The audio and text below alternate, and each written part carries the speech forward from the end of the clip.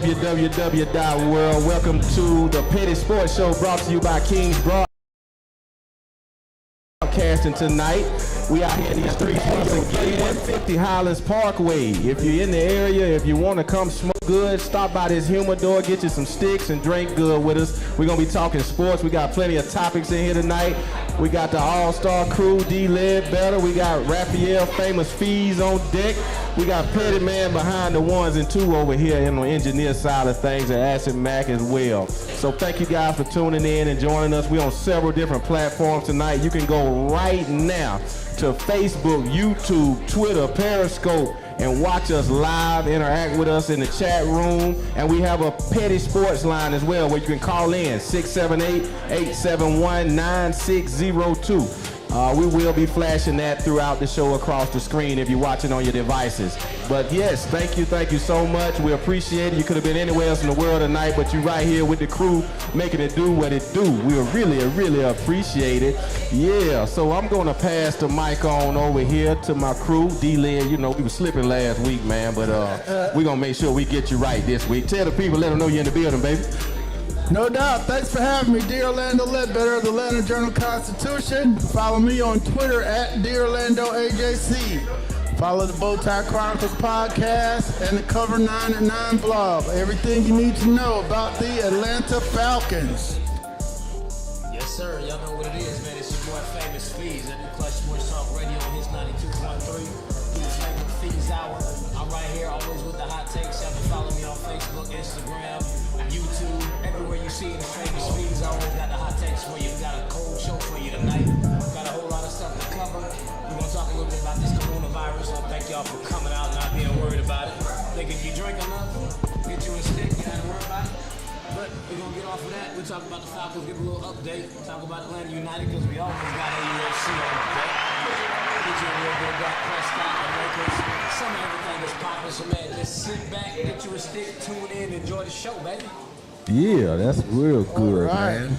Yeah, so how about everybody in the house, give yourself a round of applause for coming out, joining us tonight, joining the Petty Sports Show. Thank you so much. Thank you. And go buy them sticks now. Go spend some money with these people. We highlighting the business as well. If you haven't bought a stick, go in there and show some love. You know what I'm talking about? Yeah, so thank you once again, and without further ado, and if you go to www.kingsbroadcasting.com, you can click onto our internet radio link and listen to us as well. So we all over the place. We on several different platforms where you can get at us. And we're going to have a giveaway like we did last week. So pay attention to some of the topics we discussed, and you'll be able to win a prize like last week. So stay tuned for that. And off we go. ATL, ho. Yes, sir. First up on deck, man, I told you we're going to talk about the coronavirus, the NBA, the NHL, the MLB, and the MLS. Now, we're not talking about it on that level. It's all good. They've closed the locker rooms from the reporters because of the coronavirus. They're saying the reporters cannot go into the locker rooms, and all media has to be 6 to 8 feet back during the press conference and the interviews for the near future. So what the question for today is, should the U.S. actually follow the lead of Italy and cancel all games until April 3rd? Because we've just had breaking news on quite a few different things. We already know that tomorrow the Golden State Warriors will be the first team to play an empty stadium game with no fans. It'll be just players, media, and staff. We've also heard about the NCAA doing their thing. Do y'all think that the U.S. should just go ahead and just completely ban everything? Well, I think, the NBA is also looking at, either pushing back the season and not playing the games or playing them in empty stadiums. We also see where the NCAA tournament, which is very important here in Atlanta, the Final Four is set to be here, and they've decided that they're going to play all the tournament games in empty stadiums. So they're doing it now. They want to be err on the side of precaution as opposed to endangering the public. When you got people flying in from all over the countries for these games, that's an environment that's not safe at the present time. So we'll have to take in our sports in a different level, on different platforms, and a different way as we proceed through this process. Right, I see they're considering actually just suspending operations for a particular period of time. They didn't say exactly how long, but I know the revenues will be like outlandish. Now, Golden State is the highest grossing per game team in the league right now. So, I mean, that's going to cost them on average like between $3.6 and $3.8 million per game to not have fans there. Given the ratings might go through the roof, they're going to lose a lot of money. So it'd probably be more beneficial for them to postpone the games than to actually just play them without fans or cancel them. Yeah, go into the summers. What do you think, Mike? Well, for me, man, I really think you really have to look behind what's going on in front of you. This virus is clearly very serious. They're downplaying it for the most part, but when you have people missing billions and billions of dollars, that's not for just something that's fluky. This is a real dead-ass serious virus, man, so everybody need to take note and understand what's really going on because people are being affected every day. Like I said the other day, man, you have 40,000 people a year die from the flu. We're nowhere near that. We got 4,000 people worldwide that have died from this coronavirus, and they're in an uproar in such a way to the point to where they're canceling major money events, popular sporting events.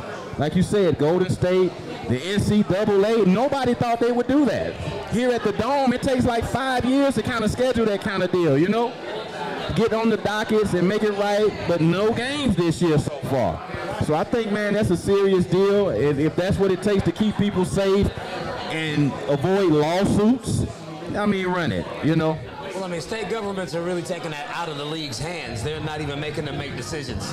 So, I mean, up in Washington, they've already ruled that there has to be like gatherings of more than 250 people are banned. For San Francisco, it's 1,000 plus. Right. Yes. So that made it real easy for the owners of the team and for the league to be like, okay, we can't have fans in the stadium because of the restrictions that's been placed by the state. That's right. I mean, the governments took care of that part for them. But we're seeing it just trickle down everywhere. I mean, just right here, they got the school systems in Fulton County shut down for a couple of days. They're not going to school tomorrow either. Really? No. Wow. Yeah, like they're not going to school. The Ivy League canceled their conference tournament and just went on ahead and put the men's and the women's champion, like the regular season champion, in the tournament without playing for it. It's starting to get big. The Big West Conference tournament is being played without the fans. I mean, there's really only 10 states that haven't recorded, like they haven't reported any cases of the virus. Wow. And those 10 states don't have teams. Wow. They don't have professional teams. They got colleges. Yes. But they don't want to have those tournaments there either. Yeah, man. Like I said, D-Led, I think this is serious, man, and they're trying to downplay it as much as possible, but I believe we need to beware for our safety, and if they're willing to miss billions and billions of dollars, we need to take notice and understand that this may be a little bigger than what they're leading on. Man, I thought it was nothing myself, but going into the playoffs is about to get stupid. The NBA playoffs, that is. Yes, and the college. College is more popular than the NBA, so, I mean, my goodness. Saying LA is $10 to $15 million per game that they'll be losing if they don't have those games. Wow. Unbelievable. Well, on top of all that, I think the money issue is important, but I think we have to look to our science, technology, and medical leaders to get a handle on this. We got a lot of smart people in this country and in the world that can get on top of this. Some of the commercial infectious disease firms are on top of this with tests, with trying to find a cure for it also. Now, with the money that's being lost will be pushed towards finding a cure for this. I don't know a timetable, but I'm willing to wait and sit. I know a lot of firms have banned travel for their employees, allowed them to work from home. I know in Seattle, Microsoft had 50,000 people they pulled off of the streets in Seattle. And I know a lot of firms are making their workers work from home, and just an abundance of caution is what's needed. And the money, that could be recouped. That's not important right now as it is for the health and well-being of the nation. Mm-hmm. Okay. And I feel you on that, man. I'm definitely not trying to contract the coronavirus, but I know it's a money thing from their standpoint. All those leagues, they ain't looking to lose their money. That's why they're trying to play games without fans, because they're still going to get their TV dollars. But I mean, even some other events that are coming up. You know, we just last week, we talked about the NFL having the HBCU Combine on March the 27th through the 29th out of Miami. If the ban stays on everything, that could shut that down. I mean, that's supposed to be a major event. That's right. Everybody's looking to see the HBCU Combine. Oh, yeah. This is like, that's a historic thing for the NFL to actually single it out and hold a whole event just for HBCU players. Yes. I mean, I do not want to see that get taken away because of the virus. Yeah, and I was heading to that, and then going into that, in Miami, the owners meeting is set to go from the HBCU Pro Day to the owners meeting in West Palm Beach, Florida. And, you know, we're waiting to hear from the NFL on whether that's going to take place or if it's going to be a virtual meeting. But yeah, those are very big things where they do the rule changes, the coaches meet with the media, and you get a lot of your off-season stories heading into the draft. So that might be something that is also curtailed. That's the first thing that the NFL has on its plate, because they don't, you know, the draft in Vegas could be in danger. You know, they've been dying to move that thing. They had 4 million people at the draft in Nashville last year. So that could be very big. That's on the horizon, but they're going to draw it out and wait as long as they can to decide whether that's going to move on. Yeah. So you guys walking around fist bumping people more than usual, not shaking anybody's hand. You're just doing like the fist bump. Yes. You know what I mean? Elbow, what's up, blood? You know what I mean? Bam. You know. It ain't a whole lot different for me. I mean, I will say this. If it took the coronavirus to make you wash your damn hands, you's nasty anyway. You should have been doing that already. You go into the bathroom and not washing your hands? That's a problem. What's really going on? Yeah. Why did it take all that? Now all of a sudden you hand washing, you sanitizing, and you're like, oh my God, I gotta get away from everybody. Don't cough, don't sneeze. I felt that way anyway. I didn't want you to cough or sneeze on me before we heard about that. And they're talking about getting all the fans away from the stadiums. What if a player got it? Well, I know if LeBron got it and they play the game, everybody on the court gonna get it too. So he's safe. Do you think Which sport do you think will be affected the most, and which one will seem like the most weirdest to play without any fans? I mean, it'll definitely be basketball because the fans are right on the court. They're right next to everything, and they give the players life. I mean, every sport, the fans give the players life. But in basketball, you can see them, you're right there. They're close enough to touch them. That's why they had the issues like with Westbrook getting into it with fans and players fighting against fans and everything else. Right, okay. The NBA is up close and personal when we start talking about their interaction with the fans. So a game without fans is going to look like a scrimmage or a practice. It'll be very strange to actually watch that. I agree. I mean, LeBron said he went on record. I think they asked him yesterday what he would do. He's like, hey, if that's what they want us to do, I'll do it. It may seem weird, but they're going to play. They want their checks. If they don't play, they don't get paid. That's right. That's why they're still trying to have the games without the fans in the stadiums. Well, you see LeBron retracted his statement. You know, he said, oh, I'm not going to. Initially, he said, I'm not going to play. No fans. That's who I play for, my family and the fans. If they're not playing. So now he's retracted the statement and understand the severity of what's really going on, and he wants to be safe too. Yeah, but I mean, you're safe from the fans in the building, but you ain't safe from the players. I mean, how many times we sat up and talked about Michael Jordan in the flu game? If you got a coronavirus, you might have dropped 50, but you infected everybody. We're going to talk about how many points you scored or how much damage you did. That's why I say, man, they're kind of playing devil's advocate with these two viruses. You know, the flu kills 40,000 people a year. We're only at about 4,000. I don't mean to make light of it by saying just only 4,000, but since November, I think this virus has been out there when it started over in China, and 4,000 deaths have taken place. So it's really not superseding what we already deal with in the influenza. So I don't get it, man. But whatever they want to do to help keep us safe, I'm fine with it. I mean, I'm really trying to figure out now what's going to happen on Saturday. Atlanta United plays Sporting KC on Saturday, right here in the Benz. And I'm really worried about whether or not I'm going to be able to actually go to the game. I don't miss Atlanta United matches. They're playing tonight at 10:30. but they play here on Saturday. And the way things are looking, they're going to play in the Benz with 0 fans, which is completely opposite of what they normally do, because they break MLS attendance records every single time they lace them up. I mean, that's going to be major to the city. Do you think they should give the fans the option to say, hey, either I want to go or no, I don't, and just still have the events? Well, no. The whole premise behind doing it is to keep the crowds away so they don't spread it. Well, I understand. If they give everybody the option, there's going to be 72,000 fans in there. Ain't nobody going to say no. Everybody was at the tailgate this past Saturday, hugging, shaking hands, dapping up, and then playing and doing the kid and play, but everybody was like, man, whatever. So you saying we need Big Brother to tell us what to do?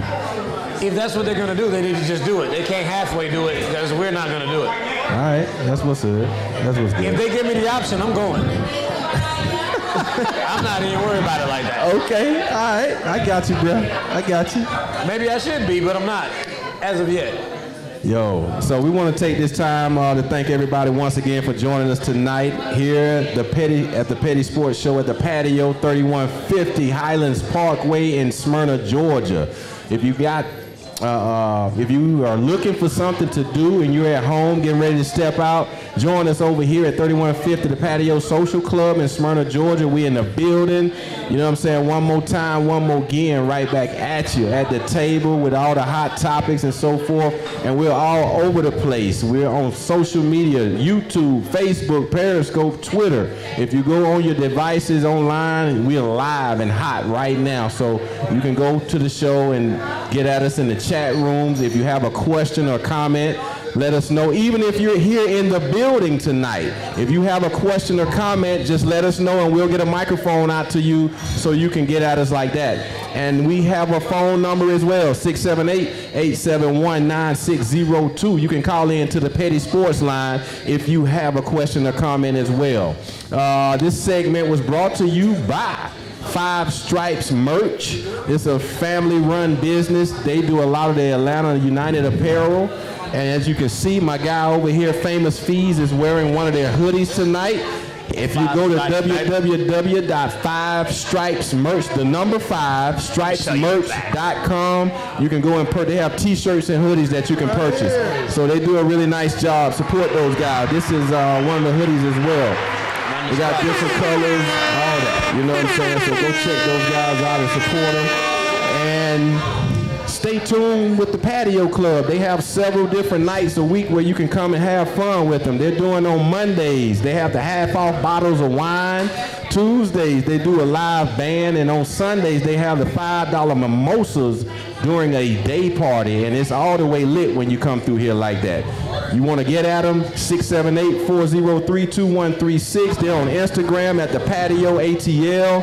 And they're on Facebook as well, the Patio Social Club. So once again, we're at 3150 Highlands Parkway. We're in the building. We're talking sports, and we going in. ATL. Yes, sir. Man, moving right along, baby. We got the Atlanta Falcons. They gave updates recently, just yesterday, on Isaiah Oliver, Tack McKinley, Desmond Trufant, and Keanu O'Neal. So I know you were there, Led. So, man, can you just let us know exactly what direction the team is planning to move with those guys? Yeah, no question about it. We met with defensive coordinator Raheem Morris, who was credited with helping the defense turn things around last year. Jeff Albert, the linebackers coach, the new defensive line coach, Tosh Lupo, and the new cornerbacks coach, Joe Witt. The takeaway from that was that Raheem said, hey, the savior is not coming via free agency. The Falcons don't have a lot of money under the salary cap. They're going to make some moves to get a couple people in here, but they plan on getting better internally. Now, they're going to need a couple young guys to step up. Isaiah Oliver, second-year cornerback. They think they can get him to play better. Tack McKinley, who's out with a shoulder surgery.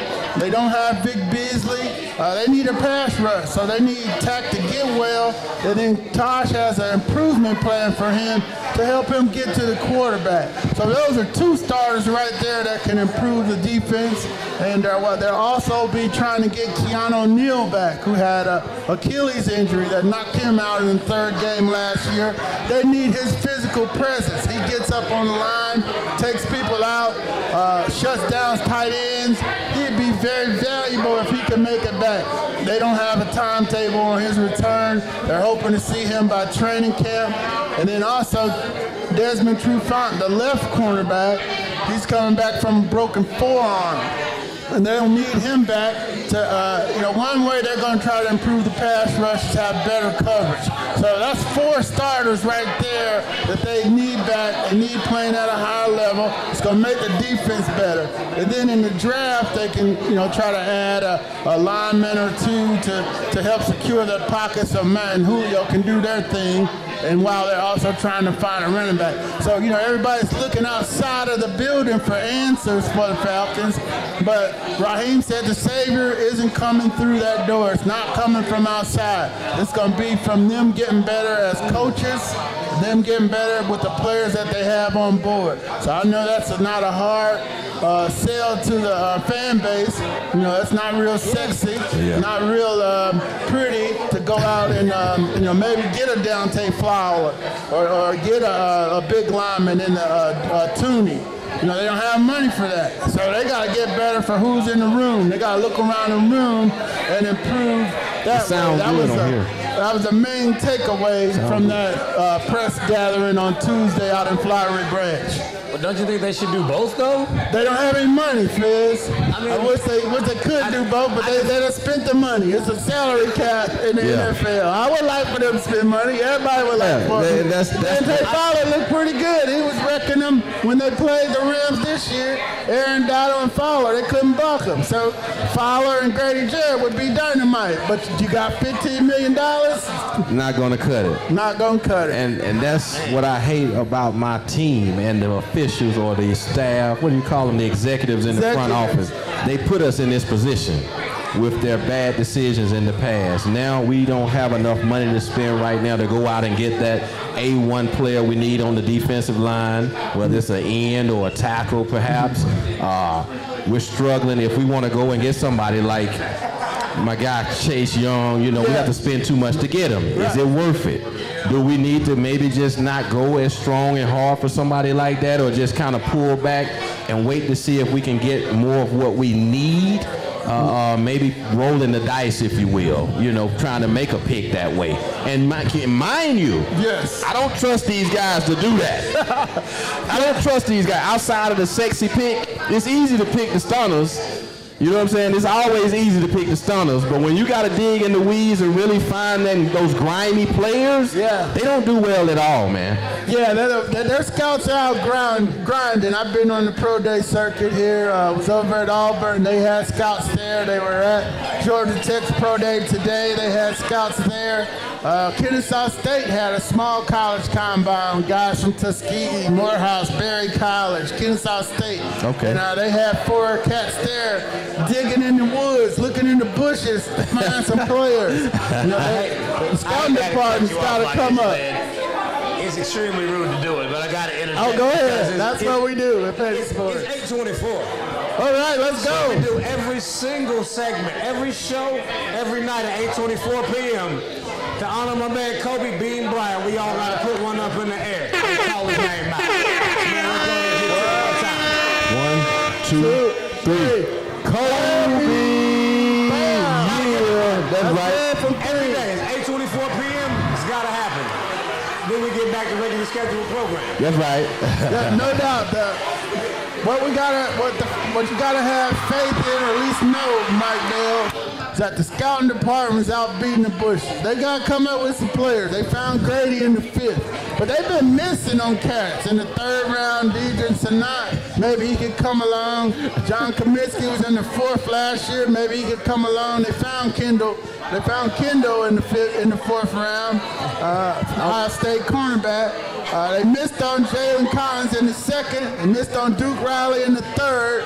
There's too many misses right there. That's my point. See, you feel my There's too pain. many dude. misses right You there. feel my pain. I'm gonna stop shooting. I'm having to laugh to keep from crying. Yeah, but you know what I'm saying? you know, just look at the good ones though. They did hit on Keanu Neal and Deion Jones, you know, and Devondre Campbell and Hooper. But them two gotta go now. They ain't got no money for them, so they gotta hit again. This has got to be a good draft, like the Keanu Neal, Deion Jones, Tevin Coleman, and Austin Hooper draft. They hit on those.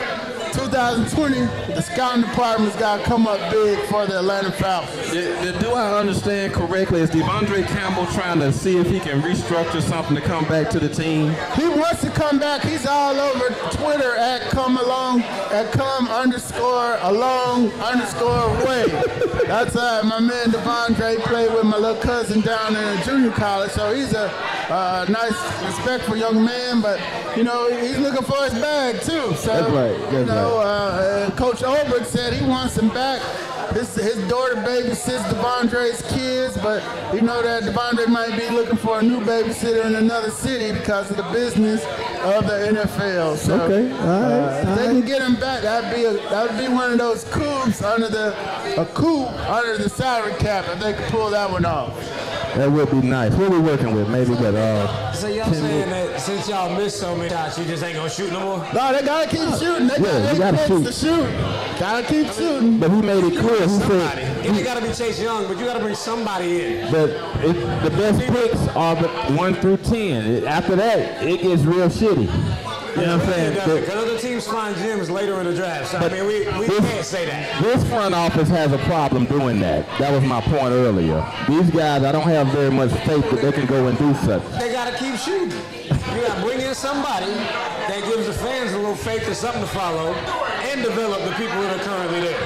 Right. Both of them have to happen. One dude ain't about to come in and save them, but if they actually do the inner work that needs to be done and bring somebody in to get the fanfare and get everybody behind them to actually make them believe that you're trying to make some moves to do something for the team, then they'll actually get everybody behind them. Okay. Otherwise, it's gonna be just like it is. Y'all starting to turn into Atlanta United fans. Y'all don't even like soccer. Hey, man, I ride or die with ATL and everything. You know what I'm saying, son? For real, for real. Y'all don't even know no chance. You're right. I'm learning. I'm trying to learn. Before I go to the game, I will know one.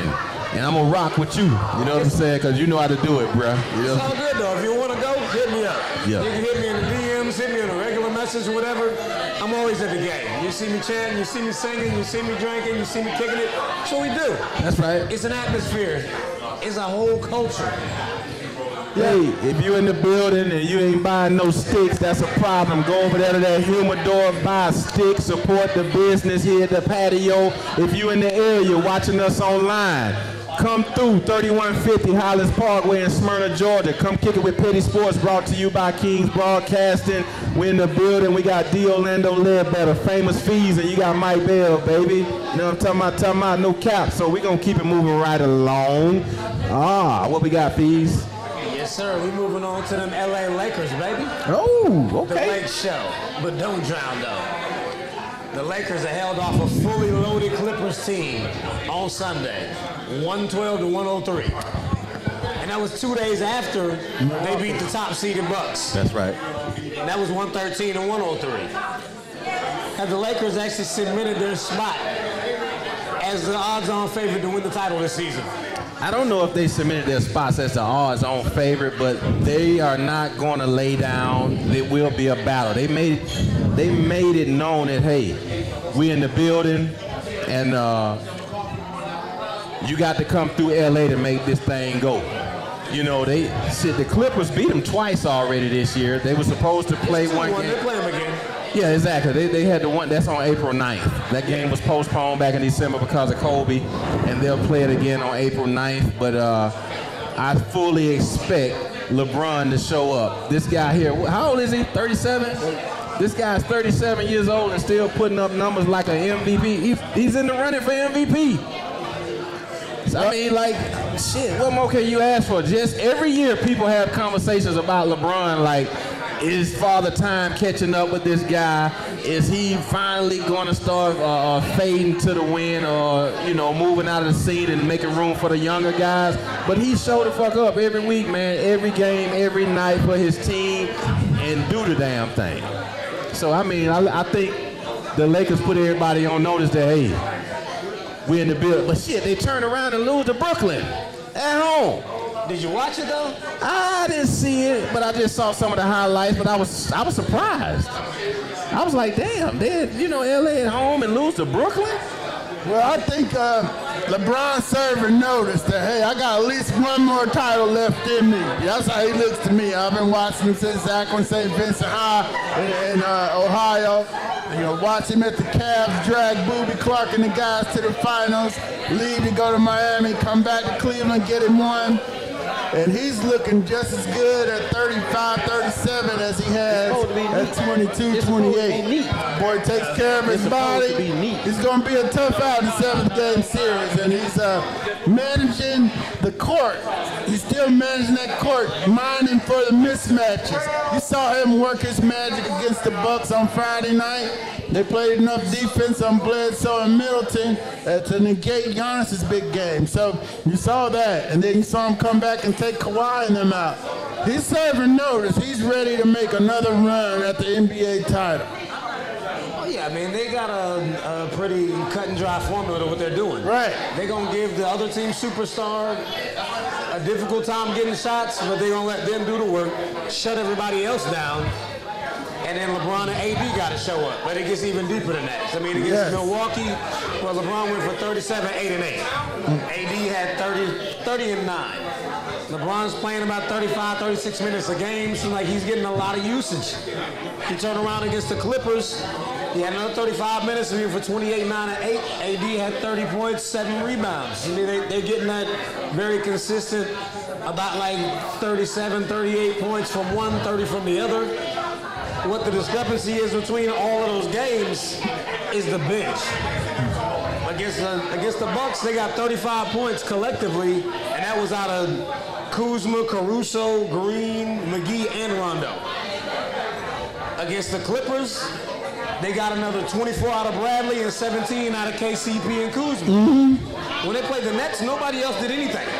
It was LeBron with 29, 80 and 26. Yeah, Kuzma, Bradley, and KCP at 31, but that's 3 people. That's not enough production. What they need out of their bench is at least 40 and 20. Right. They need 40 and 20 out of any number of collective players on the bench. And they actually got to come in. They played very lackluster against the Nets. They came out there like, hey, we just beat the Bucks. We just beat the Clippers. This game ain't really that serious. And didn't take the Nets for what they are. The Nets are actually in the playoff race in the Eastern Conference. They're in the 7th place. They're not a scrub sorry team like what it sounds like when you say Brooklyn Nets, even though Kyrie and KD ain't there.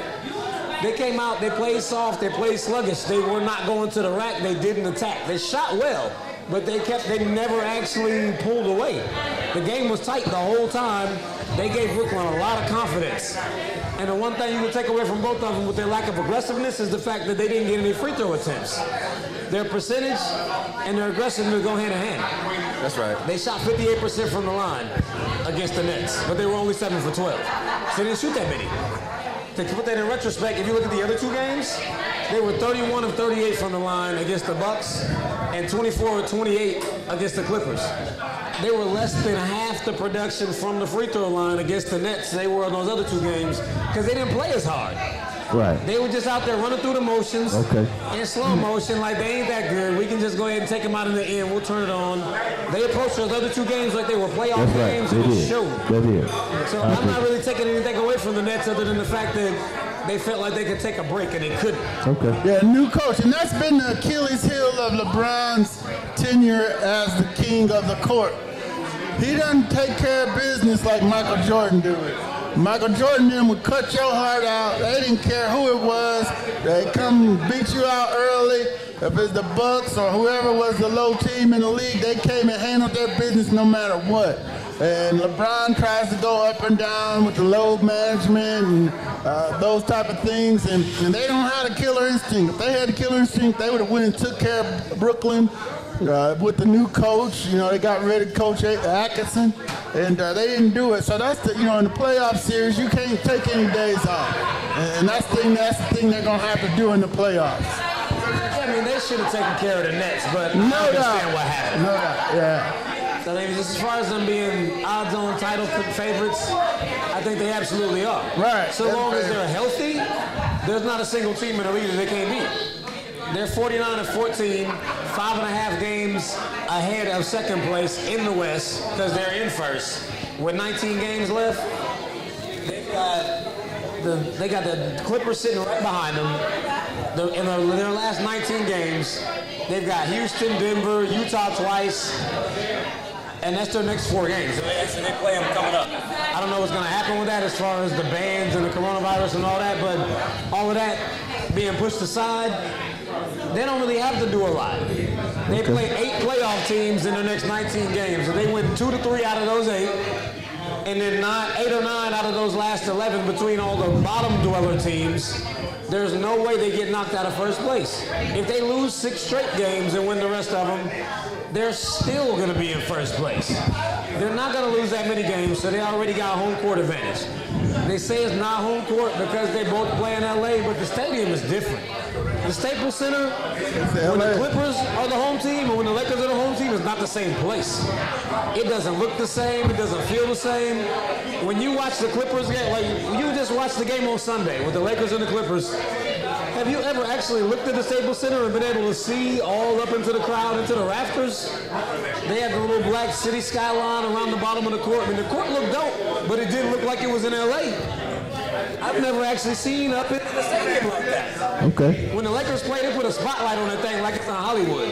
You see the purple around the outside of the court, the yellow around that joint, and everything else is black. You can see maybe the first 3-4 rows of the stadium. You see Jack Nicholson sitting there. See the celebrities. That's it. You can't see the fans at Staples Center. Okay. It's different when the Lakers are the home team. Yeah, I got you. So they still have home court advantage if they're the home team. But I don't see anybody taking them out. Be very interesting to see. I think they're sitting pretty. I don't think it's a whole lot that nobody's going to take the Lakers for granted. How about that? And I guarantee you the Clippers, they are loading the ammo and ready to fire. That is the only team in the West, in my opinion, that can get in the business. Kawhi is a fucking winner. That guy's a fucking winner. Everywhere he goes, that's what he does. He's a true and proven leader, and he has a good squad. So it will be mano a mano, and may the best man win. That's what I see coming down the road. Kawhi's been a beast, but how do you explain the fact that Toronto is the number 2 seed in the East without him? They didn't do shit before he got there. They got a didn't replace him. But they didn't do nothing before he got there. They did that before he got there in the regular season. Postseason is where they had their issues. They didn't fall off. They got beat by LeBron. They couldn't get past LeBron when Toronto was making their runs. That's right. He jumped them every time. So Supposed to. Just in the West, you still gotta, you can do the Lakers, Clippers as the finals, but Denver's gonna have something to say. Small ball's fading, so we're seeing that was not gonna work full time. It was a gimmick thing, and Houston's probably not gonna be a factor. But Denver's a team to still keep an eye on. Utah's not that far off, but it's definitely 2 big Cadillacs in the West. Just to shift gears a little bit, do you think Toronto comes out of the East over Milwaukee? No, I think Boston comes out. Really? Both of them. Wow. Keep an eye on the Heat. Okay. Keep an eye on the Heat. I agree with that, but I think I don't know if Milwaukee has enough to take on Toronto if it goes down that way. I never kind of put Boston in the mix like that. Every year one team out of Boston sports comes out somewhere. Jason You're not Tatum. taking the Patriots to come out. You ain't looking at the Red Sox. It's going to be the Celtics then. One of their teams is making it to a championship. Okay, all right. That ain't to say they're going to win. They getting somebody in. Somebody from Boston between the 4 major sports goes every year. That's right. It's ridiculous. We got Boston in the house. Boston in the house. We got some people representing It's here tonight nation for up there. Boston. Yes, sir. Yeah. This guy right here is the director of media relations for the New England Patriots fan club. That's who he is. Rafael Famous Fees right there. That's a big time dude. That's what I do. Yo, we thank everybody for joining us again once tonight here at 3150 the PATIO Social Club in Smyrna, Georgia. Come through, spend some money, buy the sticks, get a drink, come talk sports with us. We got D. Ledbetter on the panel tonight. We got Rafael Famous Fees, and you got Mike Bell, baby. Go to www.Kings Broadcast, and you can listen to it on our internet radio station. Click that link for Pulse 880 and you can hear us there as well. You can go to YouTube, Book a Face, Twitter, Periscope right now and get at us and see the show live. You can also call the hotline, the Petty Sports hotline at 678-871-9602. It will flash across your screen at the bottom of the page, 678-871-9602. So stay tuned for that. And if you have questions or comments out in the audience, just raise your hand and we'll get a microphone to you. And yo, you can join in, all right? Yo, we interactive here like that. You know what I'm talking about? Cool. And this segment, once again, was brought to you by Five Stripes Merch. Go to www.5stripesmerch.com and go spend some money with those guys. They are an Atlanta United apparel company. They do t-shirts and hoodies. So if you go over there, we'll really appreciate it. Show your love. They do good work. It's a family-run business, so support those guys.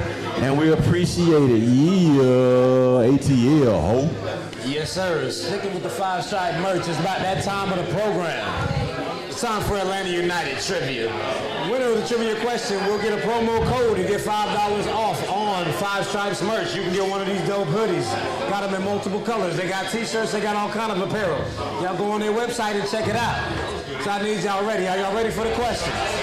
Listen up, everybody. I've been watching. I need somebody to be ready. Listen up. We have a question for people to win a prize right now. So, hey, here we go.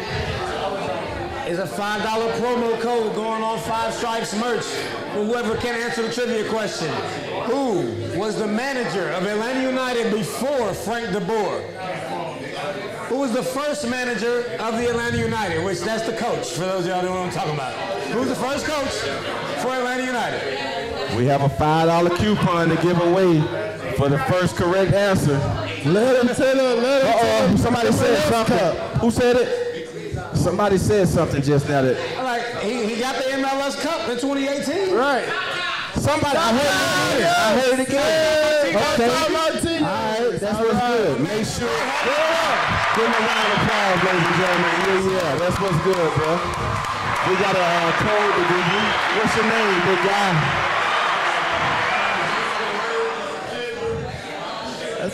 Can't hear him, cuzzo. That's heard.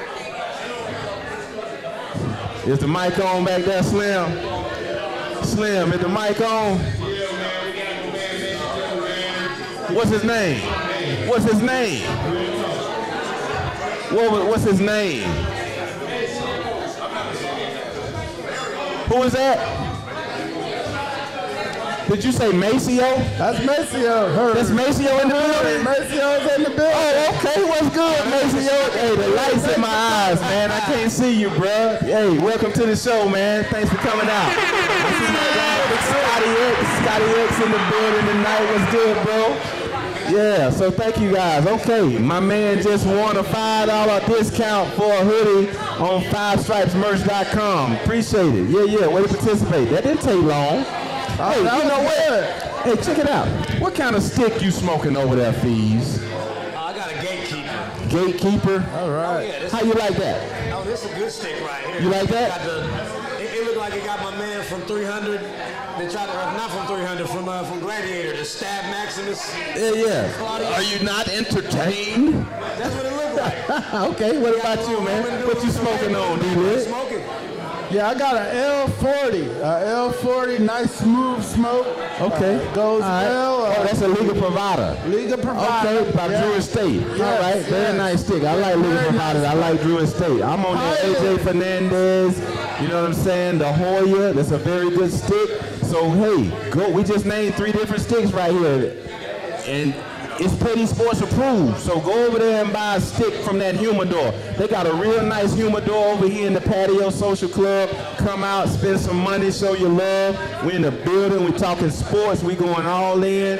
Coronavirus, the Lakers, all that, man. You know what I'm saying? Atlanta United, we giving them the business. So, hey.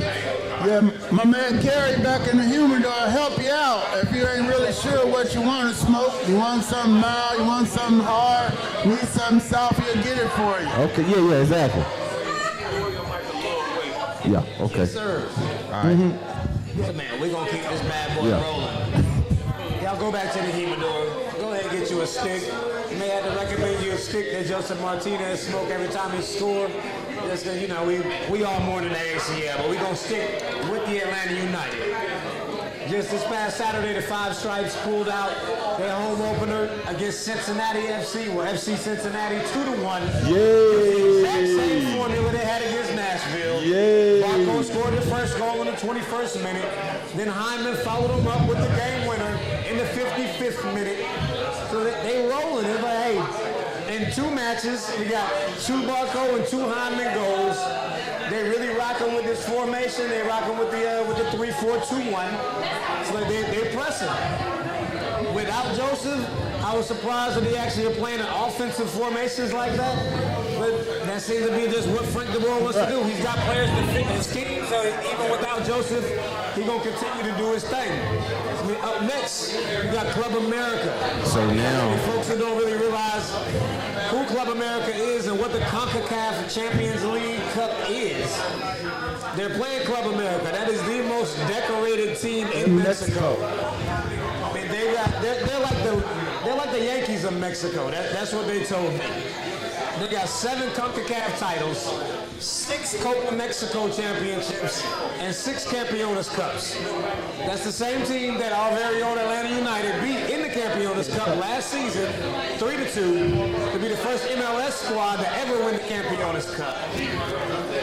The CONCACAF is basically a meeting of the best teams in North and South America. So all the way from Canada down to the bottom end of South America, we got the best soccer teams on both continents. It's a major tournament. Club America is the best team in Liga MX, which is the top league in Mexico. This is a major match. We play them tonight at 10:30 in El Azteca Stadium in Mexico. Apparently the coronavirus ain't made it there yet because they haven't packing the stadium out.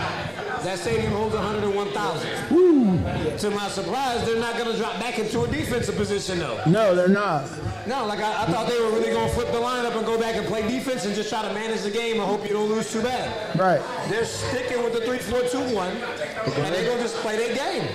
Yeah, that caught me off guard too, and you know that they were going to continue to attack and try to play the same style without Martinez. So far, so good. We'll see if that's going to hold up in Mexico tonight. I know when we get done here, I know you're going to see that game and watch it with your folks. I know a lot of people want to see that game and see if they keep attacking and take it to Mexico tonight. The Azteca Stadium, that's where people know from the NFL games are played down there when they go down to Mexico. So I know they know how to rock that stadium down there. That's going to be a very good atmosphere for some soccer tonight. Oh yeah, that's a legendary soccer stadium. Oh yeah. Just for a point of reference, that's the stadium that the Rams and the Chiefs were supposed to play in the league the year before last on that Monday night before they put up 105 points. Yeah. But the field conditions were too bad. Yeah, and the locker rooms are far away. But I think the last game that was played there was probably, was it the Patriots and the Raiders? Yeah, that was correct. Yeah, that was the last NFL game that was played there. It was the Patriots and the Raiders. So I mean, it's a historic stadium. I'm hopeful that Atlanta United can go out there and actually push forward and really make some noise. I mean, they're using the away scoring, so we don't have to actually win the match. The away scoring means we get 2 points for every 1 goal we score to their 1. It works the same way when they come here next week. But if they beat us 1-2, we're up 3-2 in the aggregate. You get total score from the 2 legs. We'll play them tonight, and we'll play them again next Wednesday. That game will be at Kennesaw.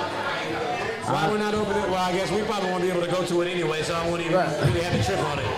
I tell you, man, like I said, our team, the Atlanta United, is built to win.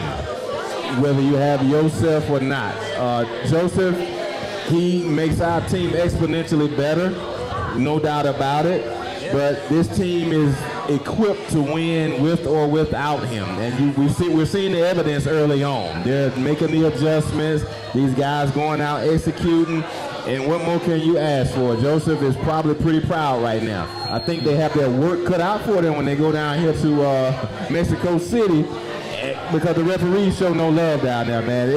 They give them the business every time they go. They will get shitted on when they go down there. What's the name of that stadium? El Azteca. El Azteca. When they go to El Azteca, they will get shitted on like nobody did. The last game they got shitted on by the refs. They played against Motagua out of Honduras. Yes. And the game before that, the one that was a tie. Monterrey. Yes, it was obvious fouls, even to the novice. You was like, whoa, can they do that? Was that legal? Both teams we beat when they came here. Yeah, My dudes. I know I was on tour last year and called it minor league soccer and got all the Atlanta United fans up in the uproar. But, I'm a soccer guy every 4 years for the World Cup. But I'm picking up my soccer game here for you. Your fans there that, you're not into soccer. And it's not the Premier League. It's basically what I was saying. It's not Man U, Manchester United over in the Premier League. But it's the MLS. It's been growing. Atlanta's got one of the best atmospheres in the league, and so, if you want to step your game up, don't be ashamed. I didn't take it back that it was minor league soccer, but, that's in reference to the fact that the Premier League is, the top league in the world. So, but over here in the Americas, the MLS is gaining ground. So I'm not just a every 4 year soccer guy now. I'm learning a little bit more here about the game. Hey man, y'all got a public service announcement from Ledbetter retracting all of y'all folks that are upset about what he said about Atlanta United. He's come on board. It's not a club league. What did you call them? Minor league soccer. Oh, minor league soccer team. It's not that at all. They get national recognition. They're getting recognition all over the globe. Just last year, the English Premier League actually gave props to the fan base in Atlanta United. Said that's the closest thing to European soccer that you will ever see. Atlanta United breaks attendance records every week. Just last week against Cincinnati FC, that was the 10th most attended regular season MLS soccer game in MLS history. The 9 ahead of it they're all Atlanta United games. Atlanta United holds all 10 of the top 10 most attended soccer matches in MLS, and they've only been around since 2017. The league is celebrating its 25th year. As soon as they got Atlanta, they broke the mold. Everybody comes out to see the Five Stripes. Yeah, that's what's good. I can't tell you enough. If you've never been, you need to come. Come to the tailgate, come out to the Goats, check out one of the support groups. I'm in the Footy Mob. They also got Terminus Legion, Resurgence, and a faction. You come out, they all got different cultures. One of them definitely will fit you. Come out there, rock with us. We drink, we party, we tailgate. There's a march on the way into the stadium an hour before the match starts to make sure everybody's on the inside long before the match starts. When we get in, we stand for 90 the entire match. You do not sit down. We sit out there, we chant, we jump, we sing, we drink. When we score, there are beer showers if you sit in the support section. If you don't want a beer shower, don't sit there. I don't want to hear your gripes. That's what we do. When there's a goal, the beers are going up in the air. You're going to wear it. That's what we do. We happy. We excited. The train horn's going to go off. We going to go nuts. We're going to keep jumping. They're going to score again because we get that team life. Y'all make sure y'all come out, rock with the Five Stripes. The soccer atmosphere is nothing like what you've ever seen before in life. Come rock with it. Tell us about the scarves, man. I might have to give me one of those scarves. You got to have a scarf. I mean, especially since he decided that he was just going to retract his statements. I'm going to just pull a scarf. You ever see me just pull a scarf right out my behind right there? Footy Mob. We got scarves. Footy Mob in the house. What's up, bro? What's good, Reggie? Reggie, shouts out to Reggie, president of the Footy Mob. Yes, sir. You know what I mean? Way to go, bro. Capo. Yeah. Flags are high. That's what we do. Yeah. It's ATL. ATL, ho. For real, for real. They got summer scarves, winter scarves. This was kind of heavy. It's good for right now. Right now, yes. We got the thin scarves. We got green scarves. It's going to be St. Patty's Day. If they let us go to the match on Saturday, we're going to be in all green. Everybody going to have their green gear on. We repping. But we going to be there. And you know, man, kind of rewind. Man, you know they canceled the St. Patty's Day parade in Atlanta. Savannah. It's Oh, in Savannah. Yeah, Okay, in my Savannah. daughter's going down there. He repping HBCUs. I went to Savannah State. That's who I pledged that. Did it one time. Cancel St. Patty's Day in Savannah. I mean, if you go out there, ain't gonna be no vendors. You're just gonna be walking around on the street. The bar's gonna be packed. It's gonna be stupid. They might as well just let it go. Hey, what's up out there to Carl Harris Jr. in the chat room? He say Howard representing in the building. For sure, What's for good, sure. bro? You know what I'm talking about? What you got? You got anybody in your chat room over there, man? You want to shout out? Oh, we got all kind of people in there. I see my man Jay Dot, Antonio Burrows. They call him Bobo. Bobo. Who else in there?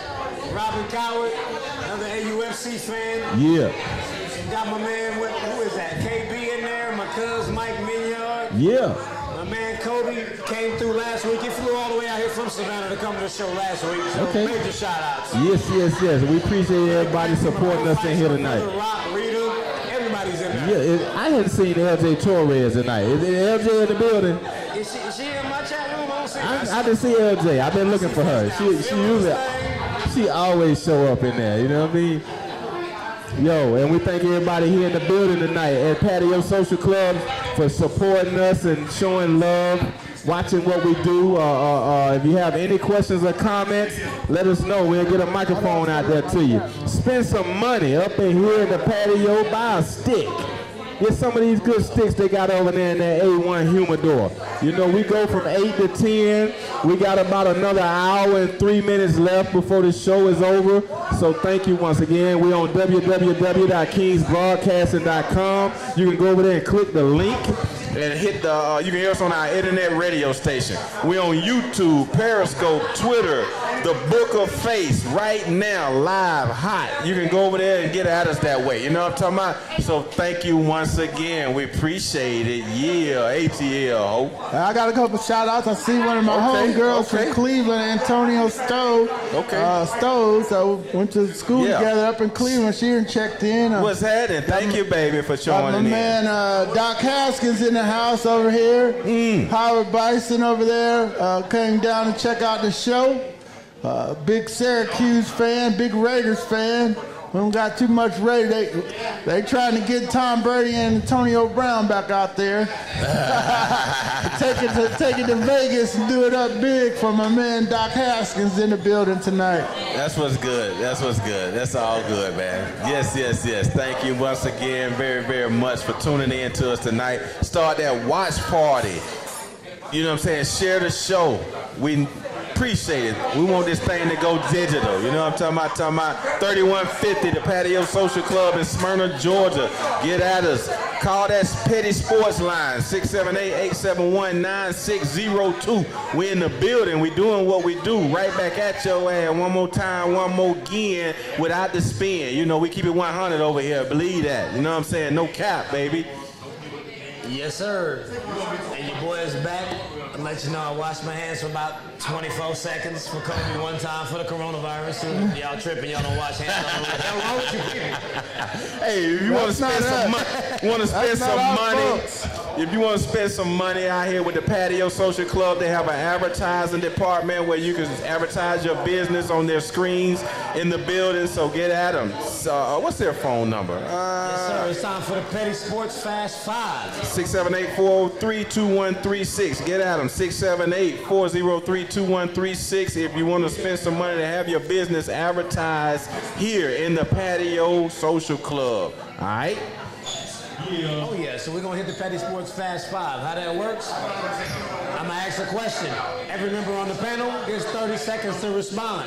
That's all you get. We're going to cut you off. So I need to get your take. I need to get it quick. Without further ado, question number 1. Who's winning the Charles Barkley versus Draymond Green battle? I'm taking Big Chuck. I'm going old school on that one. I'm going with Big Chuck. He's going to back him in, beat a brown mound of rebound, and dunk on his head. I think Chuck is winning too, man. Chuck going in on Draymond. Draymond, he say Draymond don't have a face for TV, and he got a face for radio. And my goodness, I have no idea what they're trying to. Is this a PR stunt? To try to get Draymond in the business to where him and Chuck might be on the TNT show going back and forth like he and Shaq does? I don't know. Is it real serious? I don't think Draymond is as marketable as Shaq to get on there and go back and forth with Chuck. I think Draymond has lost his damn mind. And Ryan talking about rings like he the one that won them. You ain't never been remotely close to the MVP. You're the glue guy. You're only good when the other players are good. Chuck wins this by a landslide. Okay. He said that man got a face for radio? Like, he destroyed him with that. That wasn't even fair. Draymond is just like Deontay Wilder's corner threw the towel in. Whoever is Draymond Green's corner man, they need to throw the towel in. Don't talk no more. What up, Somebody tell Draymond to shut up. Shut up. What's up, Tripolar Tan Robinson out there in the chat room? We got Eric Thornton. We got Wesley Davis. Hey, thank you for joining the show tonight. We appreciate you. Could have been anywhere else in the world, but you're right here with the crew making it do what it do. Thank you so much. Yeah. Question number 2 on the Fast 5. If the Roughnecks, for those of y'all who don't know who that is, that's the Houston XFL team. If the Roughnecks win the XFL title undefeated, who will be the more popular football team in Houston? The Houston Roughnecks or the Houston Texans? They've been waiting to raise a banner for a football team in Houston. So I'm gonna go back to the AFL. That was their last title before the Oilers. No, they weren't even the Oilers yet. That was the old AFL team. They won a couple titles back in the day with George Blanda as the quarterback. So they've been waiting a long time to raise a football title, so I'm going to give it to the Roughnecks. What you say his name? Jordan Blaine? George Blanda. Oh, Blanda, okay. He went to play in Oakland. He was a Houston quarterback in the AFL back in the day. That's old school. Yeah, historian know who that is. Yeah. Hey, shout out to Scott J. Hill that's tuning in to us tonight online in the chat room. We appreciate it. I go with, I'm sticking with the Houston Texans, man. With Deshaun Watson over there like that, man, they have a lot to look forward to. I think the future is bright. I think the future is bright for the Houston Texans. And I'm not trying to take anything away from the XFL team. Those guys are showing up. They're making some noise. Pretty excited. Every time I get a chance to look at it, I have not watched a whole game yet. But when I tune in, it's nice. It's nice. I like some of the rules that they have that the NFL is considering implementing, but I don't think they'll supersede the home team, just that quick. Hey, man, but they could. They could, like Atlanta United did. Atlanta United took the city by storm. That's not like a mainframe team here, but now they are. The fans made it. The fans made the Atlanta United be recognized here in the city and across the world. If the Houston Roughnecks go undefeated and when they go 10-0 to a title in the inaugural season for the XFL, they're already starting to build a little fan base. They're the best team over there. They got fans. The Houston Texans clearly can't get it done because they're blowing leads and they ride with Deshaun Watson. And he ain't getting it done. It's not to say he's bad, but he ain't getting it done. I think the Roughnecks will absolutely be the more popular team at the moment. Wow. They might get a following just like the United did. When you win the city championship and you keep winning them, you're going to start seeing people rocking Roughneck jerseys. They got a dope name, they're the Roughnecks. If they do better than the NFL team, a team like Houston in Houston, that will do wonders for the XFL itself. They might bring back that old 90s song. Hey, MC Light, you know what I mean? MC Light. Took the city by storm. That's not like a mainframe team on that level. The fans made the Atlanta United be recognized. Question number 3 in the Fast 5. Has LeBron James passed Giannis? I'm not going to say his last name. Antetokounmpo. Giannis Antetokounmpo. The Greek Freak. There you go. We'll run with that one. Has LBJ passed the Greek Freak as the MVP front runner? What you got, D-Led? I don't think so. I love Giannis. Giannis is carrying a little bit more on his shoulders than LeBron's carrying. Although LeBron's looked hot here of late, he's definitely seen notice that he's going to be in the hunt for the title. But I'm going with Giannis for the MVP. I think when they lost to LeBron in LA the other day, LeBron might have catapulted himself, not maybe leaps and bounds ahead of Giannis, but he's the man right now. It might be it's gonna be hard to knock LeBron off. It's gonna be hard. I'm riding with LeBron at this point. Okay, I mean, you say you were the Greek freak, you were LeBron. I'm gonna say based off of the fact that he just got him on the head-to-head, then he turned around and took the Clippers out, and the way they beat him, and now Giannis is hurt. We don't know how long he's going to be out for, so LeBron is going to keep doing his thing and keep building his case, moving into the home stretch. Both conferences are weaker than what they have been in the past due to all the injuries to both sides. Golden State's mini race, and the Brooklyn Nets will clearly be a high-level contender if their players were healthy. So all of that taken into consideration, I say LeBron is taking one small micro step ahead of him. Right, exactly. They're only a few games behind him. The West is clearly better than the East. And he's in the number one team over there, and they're number one by a margin. They're 5.5 games ahead of the Clippers, who everybody was picking to win the title. So I think LeBron he's in the lead right now. I got to give it to him. So we're going 2-1 LeBron, Giannis. 2-1 LeBron, Giannis. You say this one. We got anybody in the audience want to go on who the MVP? We got any Giannis supporters? We got any Giannis supporters or LeBron supporters? We got Switch. That's what's good, man. We got Florida State and Hawks fans. Florida State fan. We gotta get his mic. What you trying to do? We got to get the Seminole hop on deck. What you looking for? What happened? He's trying to get his mic on. Yo, man, we got a question. The mic ain't working or something. Stop. The mic. Question right here. I don't think the mic is on.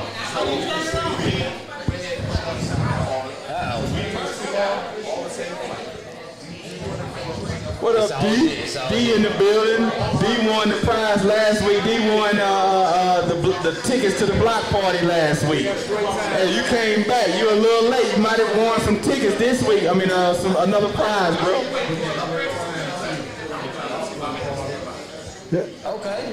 You won the tickets to the block party. Did you go to the game too? How was the block party? Let us know how the block party was.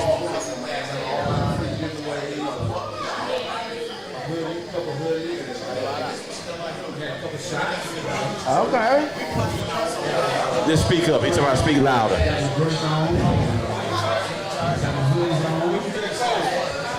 Where did the block party take place? Is it in the Gulch?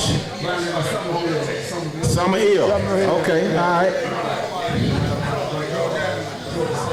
Yes, sir. I know what's on. I'm an ATA leader. I know where that's at right there. Yeah, I would have never called it Somerville, sir. Summer Hill. Summer Hill. My parents grew up over there, Summer Hill. That's what's happening. Hey, huh? Well, you not tonight. You just missed the one a little while ago, man. We had a $5 coupon for 5 Stripe merch. You know what I'm saying? For one of the hoodies or t-shirts, you go online at www.5stripemerch.com. Spend some money with those guys. They're in the building. We appreciate it. Thank you so much. What's good, Ross? Lenny Ross. Hey, way to go, bro. Spend some money, buy a stick in here tonight at PATIO Social Club in Smyrna, 3150 Highlands Parkway. We at the table with D. Ledbetter, Famous Fees, and you got Mike Bell, baby. It's going down. So thank you so much for tuning in and joining us tonight.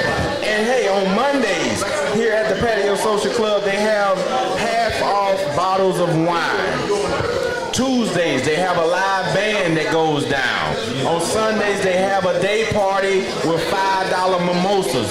So come out, support these guys. And of course, on Wednesdays, we're in the building. So, you know, if you like what we're doing, we appreciate it. Come back out, support the show and what we're doing, and invite a friend. Start that watch party online if you're on your device.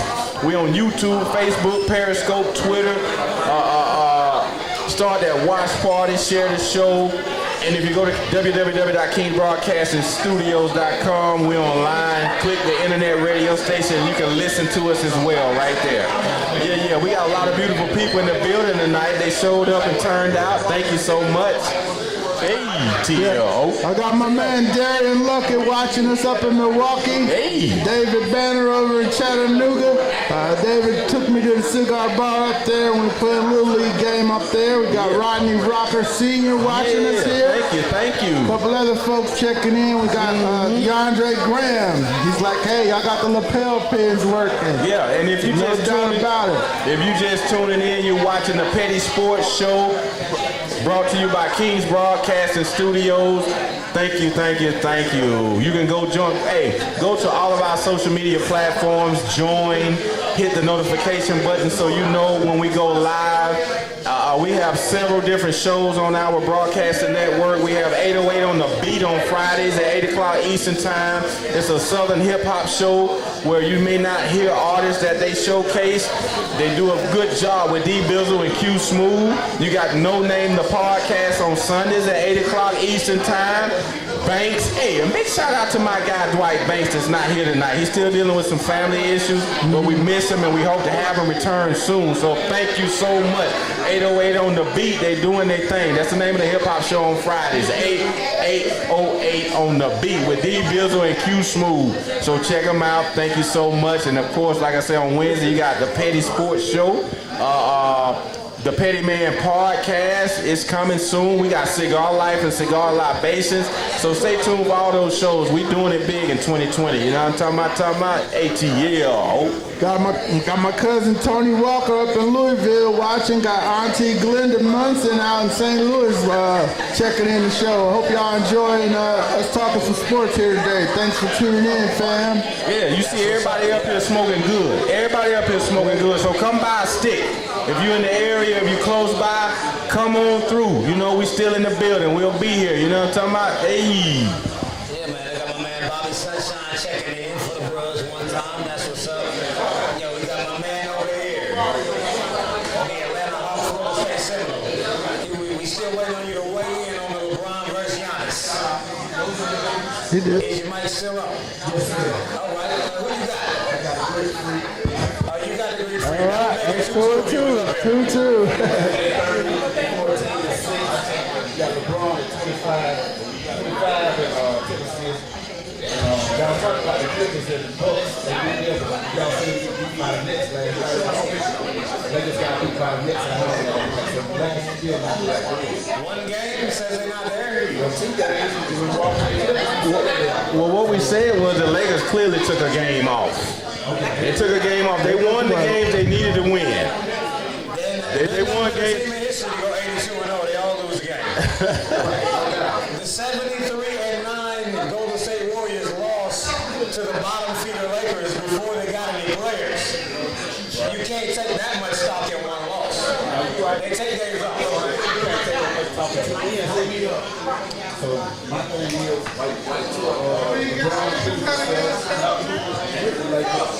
I still got All right. Hey, what's good?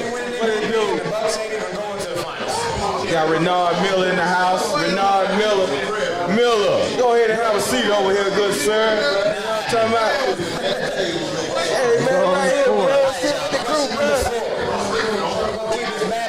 Question number 4 in the Fast Five. The Baltimore Ravens and the Los Angeles Chargers formally submit a request for the league to consider implementing the Sky Judge in the upcoming NFL season. For those of y'all, if you don't know what the Sky Judge is, that is when you have a judge that is off the field. He may be in the booth or more than likely in New York somewhere.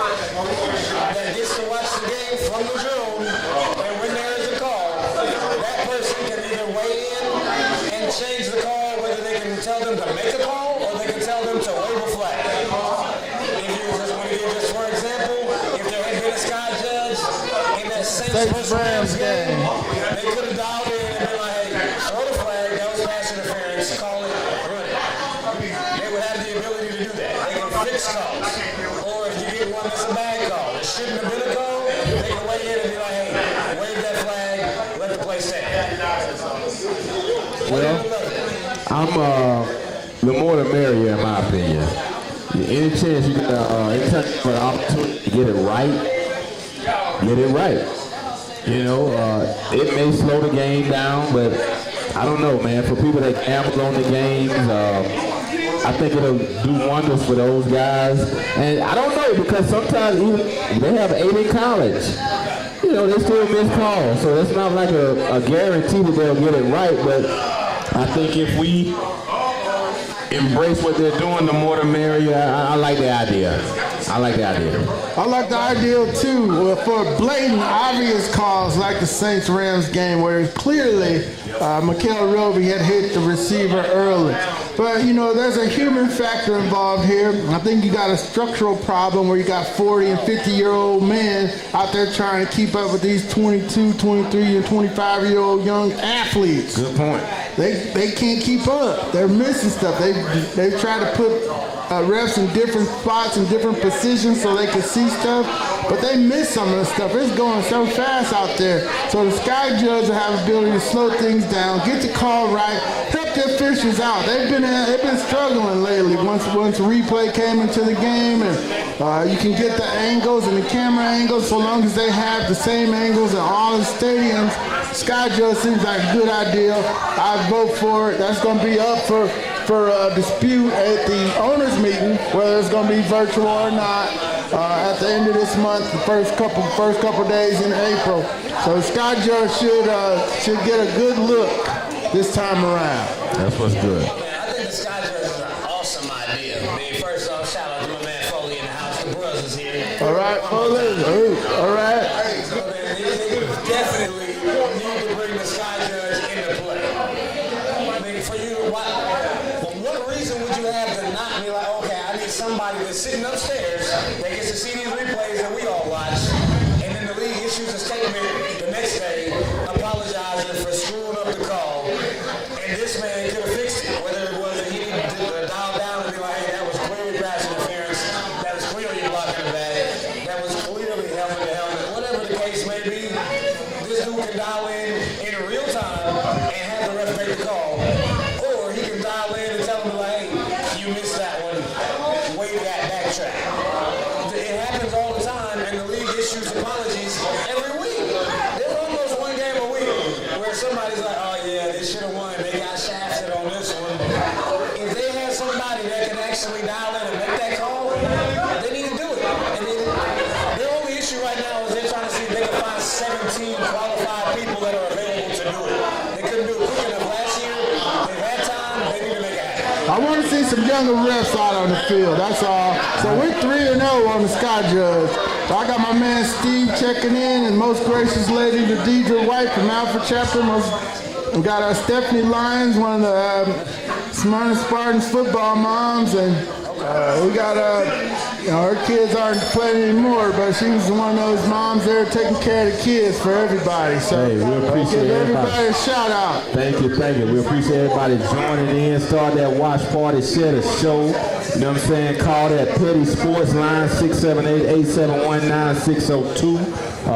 If you have a question or comment in the audience, raise your hand and we'll get a microphone right over to you. You know what I'm talking about? So, hey, we appreciate it. Thank you.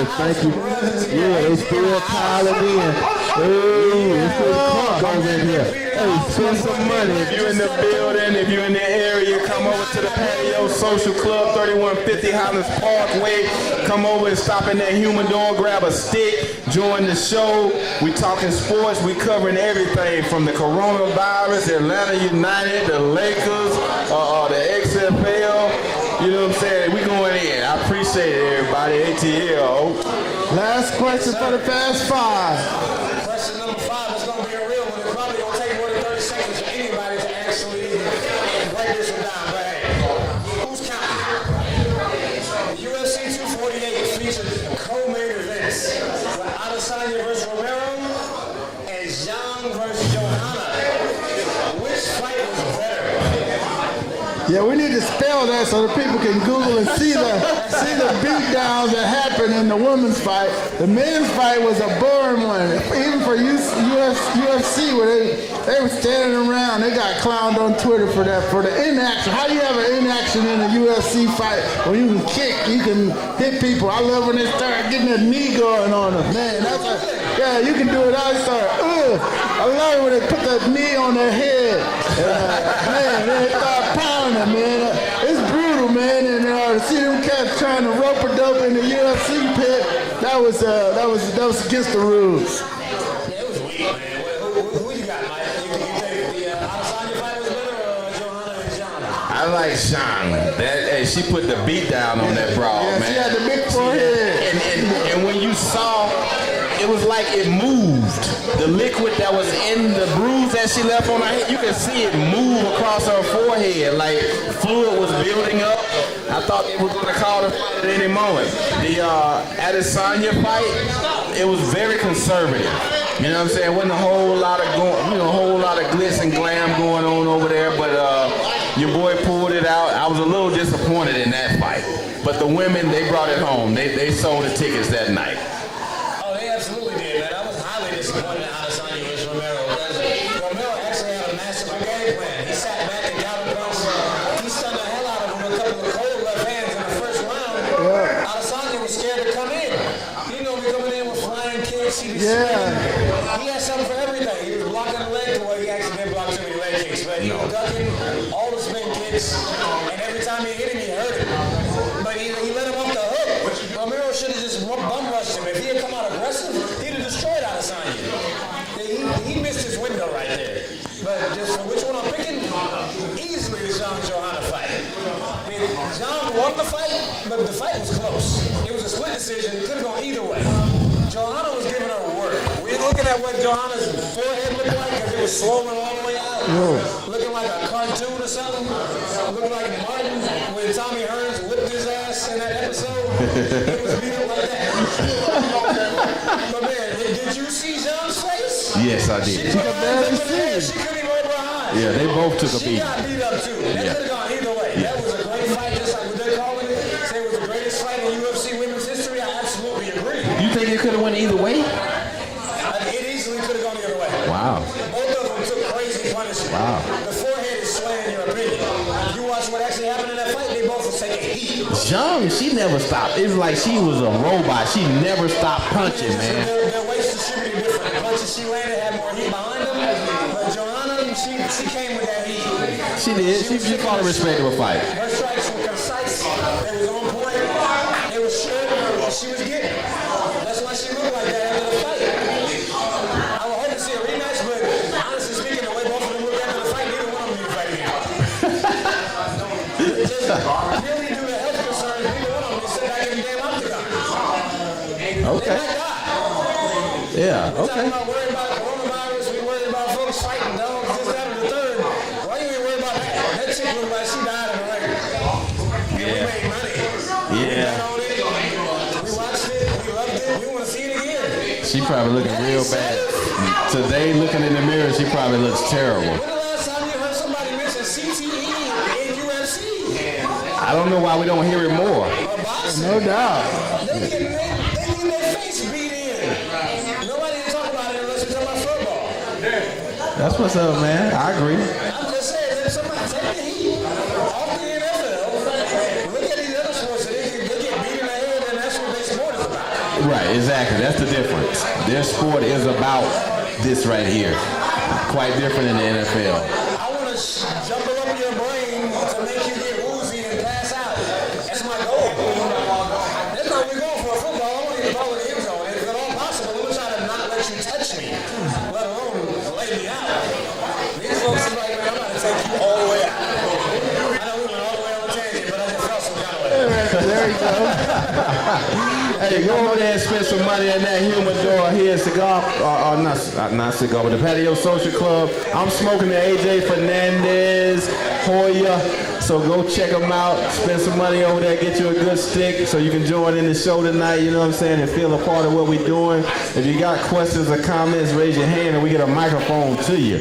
You can call in on the Petty Sports line, 678-871-9602. And we'd like to thank everybody for joining in with us tonight, showing up. You could have been anywhere else in the world, but you're right here with the crew at the table making it do what it do. And big shouts out to my dude, Banks. Banks not here tonight, but hey, bruh, we know you rather be here. Yeah, no doubt. I got my man J.R. Thomas III in the building, checking in, watching us. That's right. Falcon fan. We got J. George Mullins Jr.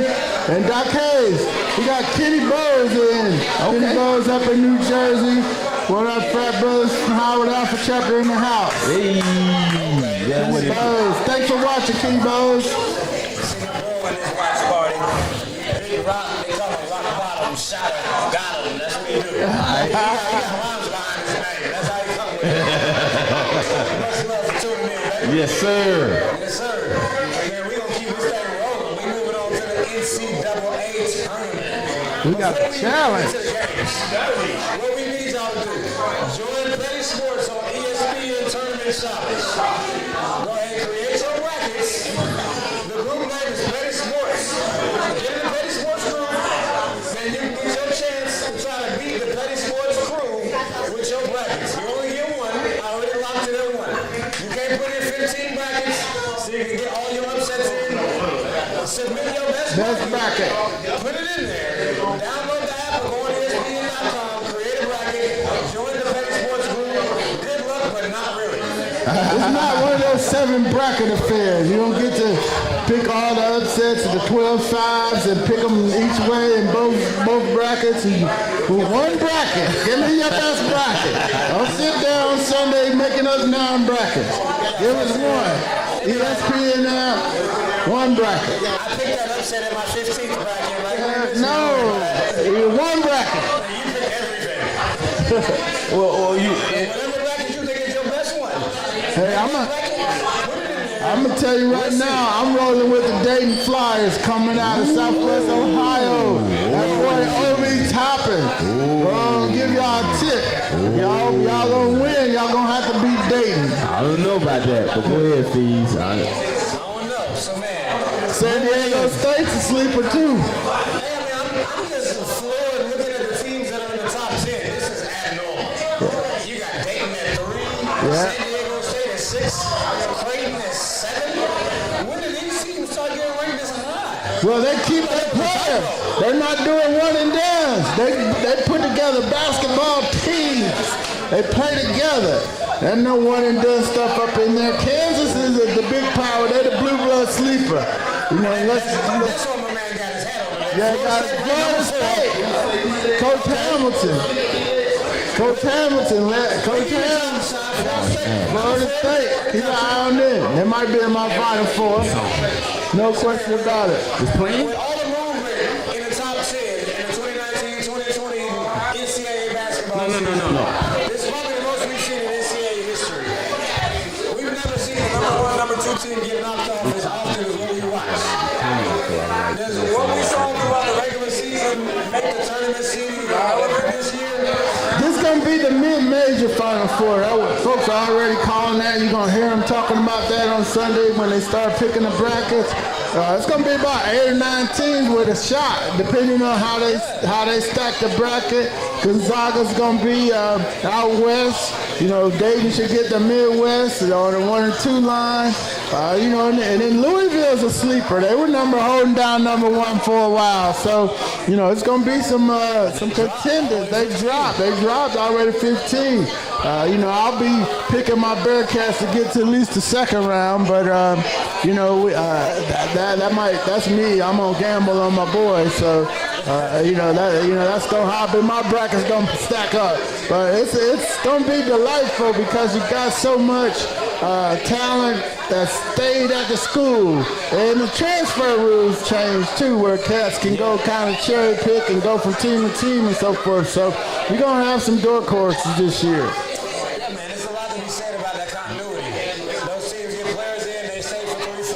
Yeah. They're with the coach. They want to be there. They really got well-oiled machine programs, and they're able to actually overcome these one-and-done squads. They got a whole lot of good teams out there. I'm like, you know, in recent years, you can be like, all right, I'm going to just speak the Just roll with Kentucky. I'm just going to roll with Kentucky. I mean, I tried rolling with Kentucky. I tried rolling with North Carolina. It doesn't work. Doesn't work. Not this year. This is not the year for that. But at this point, Kentucky and North Carolina are way back out of this thing. North Carolina ain't even in the top 25. No, they can get hot here. The ACC tournament starting this week. We'll keep an eye on They that. gotta hope they actually But make the tournament. that's going to be Florida State and Coach Hamilton's squad. Yeah, man, like it's a lot going on. I mean, the Big East, they got a lot of teams in like they always do. Yep, And they're talking about how strong they are now. And I've fallen victim to picking all these Big East teams like they got 8, 9 teams in, so clearly one of them's going to go and none of them go. Just because the conference gets a lot of teams in, they just got a lot of love. That does not mean they're going to win. Yeah, Seton Hall's even getting a little love, and they haven't been around in a while. So, Seton Hall's getting a little love. Ain't had a name since Amaker. It's been a long time. That's the only reason we remember them. Came from Newton, so we know who he is. Hey, what's up, guy? Yeah, man. So, I mean, if we're looking at who's going to come out where, who's going to be ranked where, we'll probably get the top 4 teams in the nation to get the 4 top spots. That's usually how it works. When you're looking at Baylor, San Diego State, Creighton, Kentucky, Michigan State, Duke, BYU, Oregon, Villanova, Maryland, like almost all of these teams have been ranked 1 or 2 over the course of the season. Yeah, Michigan State's coming on. They hit a real rough spot, but come tournament time, Coach Izzo gets his team together. Looks like they're getting it together coming out of the Big Ten. Maryland's Big Ten now. I know for the old heads, that's still an ACC school, but they're having a good year also. So, we want to keep an eye on them and see where they get seeded at. See what kind of matchups they're going to have coming out of their bracket. You can't speak on Virginia sitting back at 17. They still got a pedigree.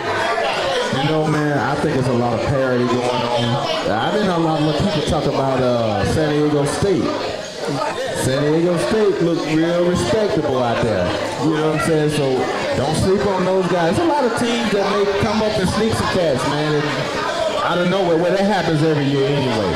But Nobody said San Diego State since Marshall Faulk. they're talking about it now. Rolling for a minute. They're talking about it now. What's up with our country kinfolk? Rio Lilly in the building. He's talking to us in the chat room. J-Bo watching, my man from Maryland up there, Chad, checking in. Thank you so much. Yo, start that watch party, share the show. You know what I'm talking about? Thank you. Yeah, and call in if you have questions or comments for anybody at the table. 678-871-9602. 678-871-9602. We're in the building. We're here for you. Without no you, there is no us. And go to that humidor over here at the PATIO 3150 in Smyrna, Georgia, Highlands Parkway. Buy a stick. They got a nice selection. That humidor is A1. We in the building. They got a good man over there, one of the owners, Gary.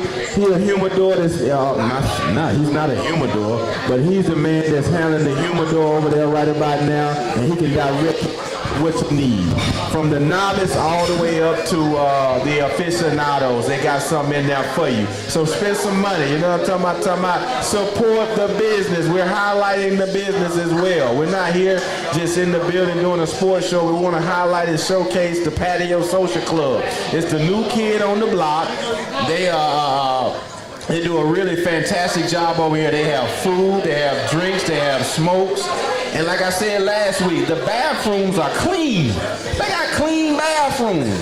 You know what I'm saying? So if you need to go wash your hands with the coronavirus going on, go in there, take a break right there and go wash your hands. You know what I'm saying? And just do that just to feel better about yourself and make me feel better. Because I'm fist bumping everybody right about now.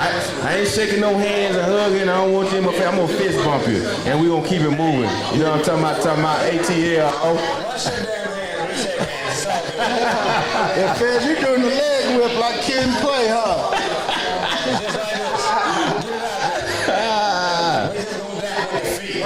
So check it out, man. In regards to the NCAA tournament, with these new regulations now due to the coronavirus saying that there will be no fans allowed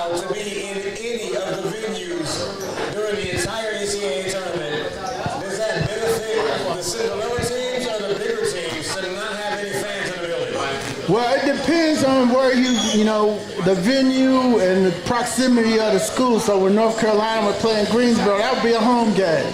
Now that's not going to be a home game. When Kentucky would play in Louisville, that would be a home game. Or if Cincinnati went down in Lexington, that was a home game. Or they went up to Columbus. Now you're taking that out of the mix with the fans not being able to play or be a factor in the game or get behind the team. So that's going to be, you know, where the players going to get their emotional energy from. So the deeper teams, I think, are going to be, you know, prevailing in these neutral site, no fan games. You know, no cheering from the media. We're waiting to hear if the media is going to be allowed to cover these games. Sure, the TV people will be there to cover it. We're worried about the print press and digital press, you know, because that's going to be important here in Atlanta, what kind of coverage we're going to be able to give the nation when the Final Four does get down to the Mercedes-Benz Stadium. You got the Division II, Division III championships being played at State Farm Arena. It's going to be a great basketball weekend. Now it's a little bit of that luster is going to be taken off. So I think the deeper teams are going to benefit from the fans not being there. Okay. I think that will actually play more towards the coaching. Normally in that environment, everybody's emotions are running high. They're nervous. There's so many people in the arena. The stakes are high. They get out there on the court. Their hands get to shaking. They don't really hear what the coach is saying. They forget everything they did in practice. With no fans in the arena, it's like a scrimmage. So this will actually start to play more into who has better coaching. You can go deeper on your bench when there's nobody in there because you can talk to them. When they're out there, they miss an assignment, you can tell them while they're on the floor because they can actually hear you because ain't no fans in there. They'll have the coaches way better access. Oh, shit, NBA suspended the season following tonight's game. All regular season games have been postponed. Breaking news. Breaking news. The season. And like I said earlier, No more Trae Young. and like I said earlier, don't think this coronavirus is some kind of fluky incident that's going on. If these people, we got billionaires willing to miss billions and billions of dollars because of this coronavirus, don't take it lightly. This is what's real. Take it seriously. It's real. When you talk about suspending the regular season game, there's only 2 weeks left roughly for the most part, but that's real. No more talk about who getting MVP because ain't no more season. No doubt. I mean, that's going to be a Wow, that is deep. Let's talk about that. Well, they said they suspended it and they canceled it. Right. They're going to push it out. Now they're pushing it out. Means they're going to push the NBA season into the Olympics. Football season, too. Well, it might not be no Olympics in Tokyo. May not go to football because I think they're going to reevaluate sometime around April, early April, and then they'll see what's going on. Bleed all the way into the Olympics because the Summer Olympics are starting soon. Yeah, the players are starting to comment. Wow, bro, wow, from John Morant. Bradley Beal says, DAMD, he's not happy. Sad face. Hey, Zubac's upset. And there's my man Sekou Smith, the Smyrna here. He's up there on NBA TV. Local NBA celebrity, former beat writer from the Atlanta Journal-Constitution on NBA TV, talking about this as the news is breaking. Man, this is stunning. Y'all ain't got nothing to watch. Y'all might as well tune into the MLS games. No better time than now for you to go ahead and rock with the Five Stripes. Atlanta United. Soccer, football. That's all you got to watch. Hey. Atlanta United plays tonight, Club America, in La Azteca out of Mexico, 10:30. 30 minutes after we end the broadcast, go ahead and Watch tune that. in. You don't know nothing about it? Watch it, listen, ask a question, ask a friend, tune in, holler at me. Come to the match. Well, you probably can't come to the match because we ain't going to be able to go to the match. But tune in. They ain't canceled that yet. Yeah, and tune in to Petty Sports. We're going to keep you informed with the latest and the greatest news going on in the sports world. So we appreciate it. Thank you so much for coming out and joining us tonight. sharing your time with us. I mean, we really appreciate it. Share the show, start that watch party. Let everybody know your boys are on. We in the building. We doing the damn thing. You know what I'm talking about? ATL, ho. Got my cousin Wallace McPherson checking in from St. Louis. What up, Wallace? Hey, cousin Wallace. Hope it's all good in the STL. St. Louis in the building. From the Battlehawks. That right? They do that little cheer. And then Jim Hart, he's local announcer, broadcasting, does a lot at Georgia Tech back in the day. See him at the Falcons game. He's in here watching too. I know everybody's stunned by that NBA news right now. Yo, and come out to the patio on Mondays. They do a half off bottles on wine. On Tuesday, they have a live band. On Sundays, they have day party. They have a day party with the $5 mimosas. And on Wednesdays, of course, we're in the building. The Petty Sports coming at you live and direct. If you want to get at the Patio Social Club and advertise your business in the building, they got a phone number where you can come in and get with them, 678-403-2136.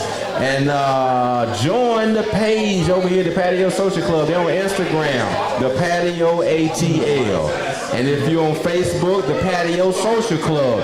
Go to all the platforms, join these shows, the Petty Sports, Kings Broadcasting, 808 on the Beat. That's the hip-hop show Kings Broadcasting brings to you on Fridays at 8. You can go and watch the No Name, the podcast show on Sundays, 8 to 10. Watch for the hook. You know what I'm talking about? Yeah, hit those notification buttons so anytime we go hot, you'll be notified and you can tune in to what we're doing. Petty Man, the podcast. Yo, we got it going on. We got Cigar Life, Cigars and Libations. We doing the damn thing. 2020 looking real good. You know what I mean? Hey. Probably the last game of the season. Last game of the season for a while. Yo, Acid Mac. Acid Mac. We got somebody who need a mic. Who got the mic? Wow. Right here. It's not much. Only 3 minutes there. I need somebody to phone in the trade, tell them to shoot a couple from half court. We ain't gonna see that for a while. We won't see that in a while. This thing is done. So what they decided to do was, hey, we're not going to lose money. Instead of us losing all these millions and billions of dollars, we'll just postpone what we're doing and reevaluate it at some point. What you got for us right here, my man?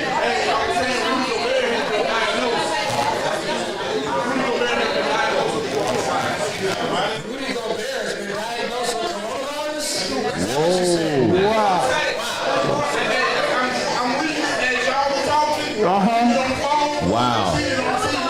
Wow. Yo. He said he felt good, he felt strong. Rudy needs to be quarantined. Hey, well, We can't go in the stadium. Why can he play? He'll give everybody on the court. God. Rudy Gobert got the coronavirus. They're talking about he can play. Stop. Stop the madness. Thank you, Sugar. that's why they use the player of the year. Wow. Yo, so if you didn't think this shit was real, it's real. Yes. Coronavirus is in the building. It ain't playing. And they got people willing to miss billions of dollars in the meantime. They canceled the NCAA tournament. Right here. Well, not too late. Yeah. Jazz Thunder game postponed. Rudy Gobert.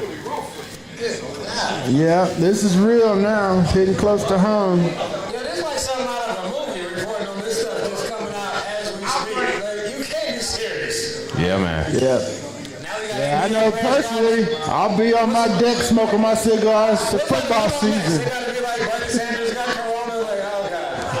Yeah. Don't vote for him. He got corona. I'm a player. I don't know who you rocking with. I was joking. Hey, well, if you in the building tonight and you're not feeling yourself, please exit stage left. You know what I'm talking about? You know what I'm saying? We ain't trying to get sick. If you're in the building tonight and you're not feeling yourself, exit stage left. We don't. I heard a cough. Don't play with it. That's a cigar cob. That's a cigar cob. Cigar call. All right, that's all good. Hey, go to that humidor over there in the Patio Social Club and buy a stick. Show your love to these guys. If you're not coughing from the cigar, get your ass out. How would we know? Just go home, don't worry about it. How would we know? Well, you ain't smoking, so we know if you cough, you gotta get the hell out. You ain't got one in your hand. I don't see it, you gotta go. Go to the humidor and buy a new one. Get one of those super flies back there. I like that super fly. I know my man got a super fly for me ready after the show. Besides, y'all, we coming up to the top of the hour, so man, about to hit y'all with the last topic. I know it's gonna be some folks. What up, Eric Iniok?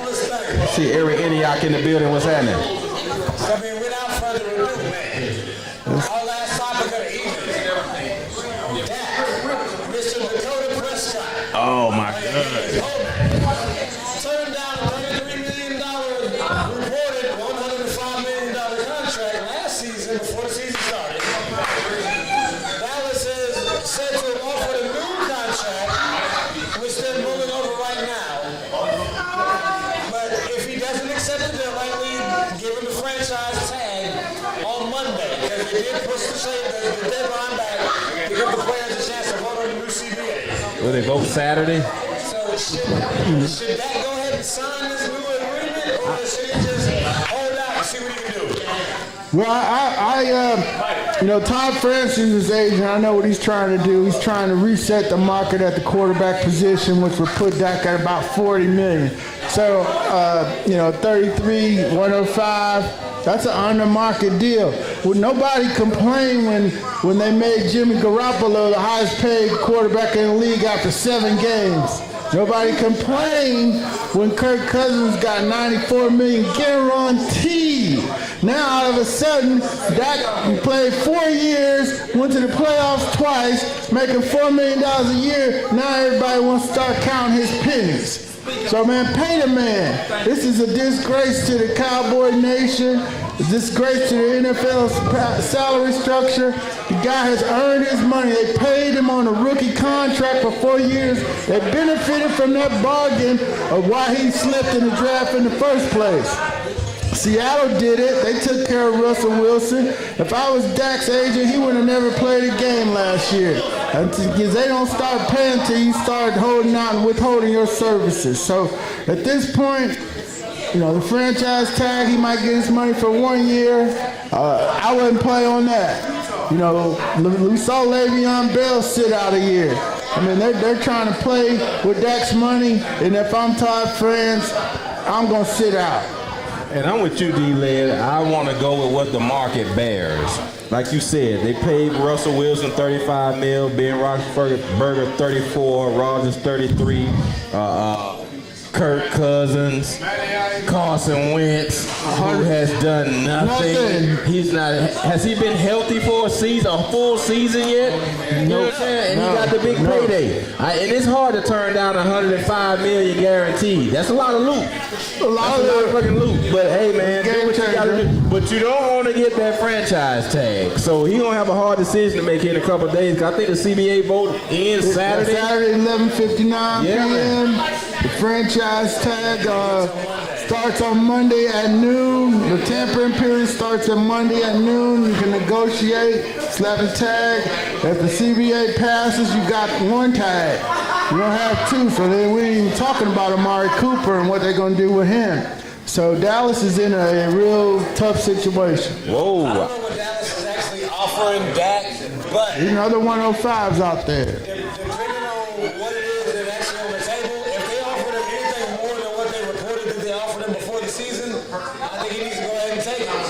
He'll get franchise, he'll get his money for 1 year, and then they'll be like, okay, do it again.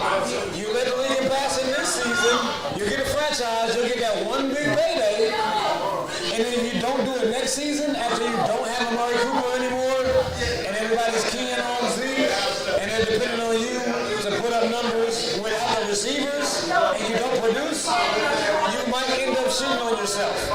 Well, the one thing, though, You should take the money. one thing, Brian Broaddus, who was working for the Cowboys, he been in on the meetings with Jerry Jones, where the Cowboys questioned whether Dak was worth the money. Now, they procrastinated and the price kept going up. So it's time to pay him. He's worth the money. Give it to him. And we should see that happen here. Okay, yeah, see, if we got heated in here, it's a 2-point game with these Hawks right now. Right, they got the TVs rolling. 116, 118, Hawks coming down with the ball. Nice trade, here you go. Get in there. Tied in. Ice tray. Yeah. Ice tray. Y'all better so get in, baby. This is the last NBA game of the season. That's right. And you right here with You in the building. You in the building with Petty Sports sharing this airtime tonight. We appreciate it. Thank you so much. Somewhere else, we right here in Atlanta, watching the Hawks play live while we broadcasting. Trick and trade. From the logo. I told somebody to make that phone call. From the logo. Yeah, that's my dude. They made the call.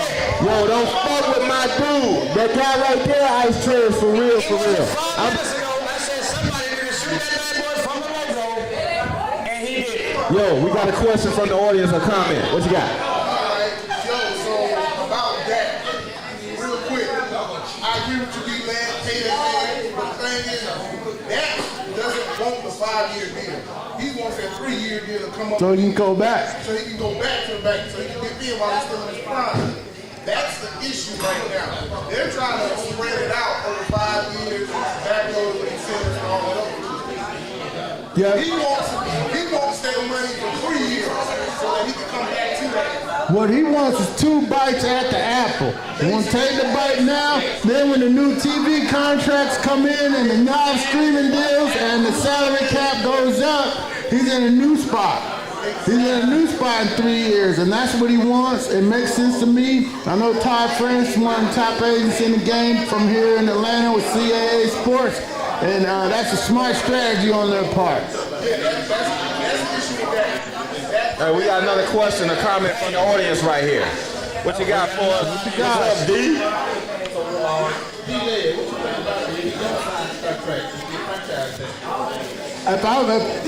Well, the precedent here is the most recent precedents here on sitting out on the franchise tag is Le'Veon Bell. They didn't think he'd sit. Now, are you ready to sit? Are you ready to sit and then come back with 6 games to go so you get that accrued season and move on to the next year where they can franchise tag you again under the old rules? So at that point, all you do is franchise him so you can keep negotiating and hopefully you have a deal before the season starts. Okay. They might not be able to franchise him after the new CBA gets pushed through, though. They might eliminate that second one. Right, that's what I said. I said you might get to do it twice. But on the flip side of it, he might really have to be concerned about if he doesn't sign a contract, they might just go ahead and throw the house at Brady. Did y'all Well, there we go. If they throw the whole house at Tom, he might just be out of a job. I mean, he could end up in New England, which would be a great situation. You would say that. Yeah, you would want that. I mean, I would take him Yeah, you want I that. think anybody would. all day. He used to just sting him up there. Did you guys cover? I might have went to the bathroom around that time. Draymond and his incidents with the refs. No, not the refs. We're talking about him and Barkley. Oh, okay. Yeah, him and Barkley. You can go for it on the refs. Yeah, the ref. To me, I think he got off light in comparison to what Mark Cuban. Mark Cuban, he's been fined $600,000 in the past season. So 100,000 or whatever. What Draymond? I don't know what he got fined. Okay, Draymond. Yeah, he got fined. He's doing too much, mostly. Right. And I think he got upset the other night at LeVert. That's who his anger should have been directed toward. LeVert scored that 37 points in the fourth quarter / overtime.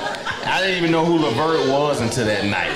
You know what I'm saying? So, Draymond need to kind of pump his brakes, you know what I'm saying, save his money. They don't need to give it up like that, man. You know, you can't win. If you got an owner that's paying $1 million and he got fined $600,000, $500,000 last year and $600 this year, or $500 this year, $600,000 last year, over $1 million for arguing with the refs on Front Street. That shit don't work. They're not gonna let you tarnish the logo and the brand. You know what I mean? So no doubt. Well, hey, we got former Falcons coach Mike Smith checking in online. What up, Coach Mike Smitty? Winning this coach. Give Coach Smith a hand. Coach hey, what up, Smitty? Winning this coach in Falcons history. Hey, Smitty, start. Smitty, start that watch part. Okay, George, you want to come up and say something on behalf of Patio? Yeah, George, come on up. Thanks for watching, Coach Smitty. Man. Right here, that's what you said earlier. There you go. There's the microphone. We talked about that. Yeah, we on that. Yeah. We was on that. Hey, real quick, I want to thank everybody for coming out. This is PATIO Social again. Slim. Did a great job executing, broadcasting, and playing sports. Hey, make sure you guys check out our YouTube. Thanks for tomorrow out there. So definitely check out the humidor. Check out the bar. Have the best bartenders in the business. So thank you guys for coming out. God bless y'all. Good night. All right, thank you, George. You guys have. We got to.